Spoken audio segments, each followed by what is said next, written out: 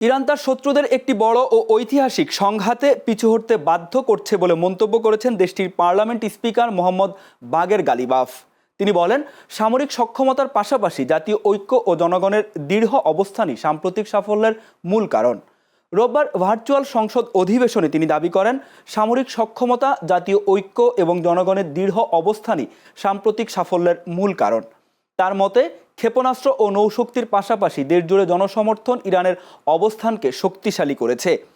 Ghalibaf আরও বলেন, সামরিক ক্ষেত্রে ব্যর্থ হওয়ার পর প্রতিপক্ষ অর্থনৈতিক চাপ ও গণমাধ্যম প্রচারণার মাধ্যমে বিভাজন সৃষ্টির চেষ্টা করছে। তিনি সামরিক শক্তি, জনসমর্থন, কূটনীতি ও জনগণের সেবাকে সংগ্রামের 4টি প্রধান স্তম্ভ হিসেবে উল্লেখ করেন। জনগণের অধিকার নিশ্চিত না হলে কোনো চুক্তি অনুমোদন পাবে না বলেও অঙ্গীকার করেন তিনি।